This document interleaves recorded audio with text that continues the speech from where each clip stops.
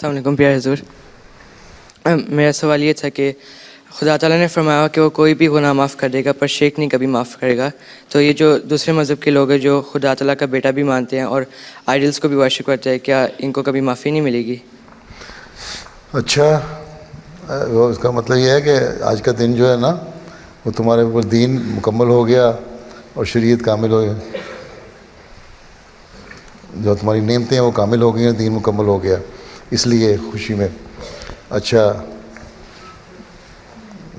Idol جو worship کرتے ہیں اللہ تعالیٰ شرک کو معاف نہیں کرے گا، ٹھیک ہے؟ تو اللہ تعالیٰ نے یہ کہا ہے میں شرک کو معاف نہیں کرتا، اس کا مطلب اس کی بہت بڑی سزا ہوگی، ٹھیک ہے؟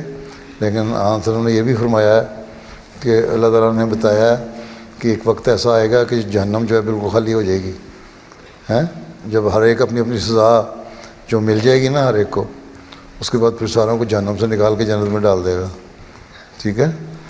تو اس کا مطلب یہ ہے کہ اللہ تعالیٰ اس کی سزا ضرور دے گا، کوئی بات نہیں سنے گا، لیکن الٹیمیٹلی اللہ تعالیٰ رحمان بھی ہے، رحمانیت کے جلوے دکھاتا ہے، وہ اس کو معاف بھی کر دیتا ہے، غفار بھی ہے، بخشنے والا بھی ہے، تو بخش بھی سکتا ہے. لیکن بہرحال یہی اللہ تعالیٰ نے قرآن شریف میں کہا ہے کہ تم جو شرک کرتے ہو نا، شرک ایسا جرم ہے اس کی سزا تمہیں ضرور ملنی ہے. باقی جرم کرتے ہو تم تو ٹھیک ہے، میں کہہ دوں گا اگنور کر دوں گا، کوئی نہیں، چلو اس کو نہ دو، چھوٹی سزا دے دو، جنت کے تھوڑے سے درجے میں ڈال دو، یا کچھ. لیکن جو شرک کرنے والے ان کو ضرور سزا ملے گی، اس سزا میں سے گزریں گے، اپنی جیل کاٹیں گے، انہیں جو جہنم کی پریزن ہے اس میں جائیں گے، پھر معاف کر دوں گا.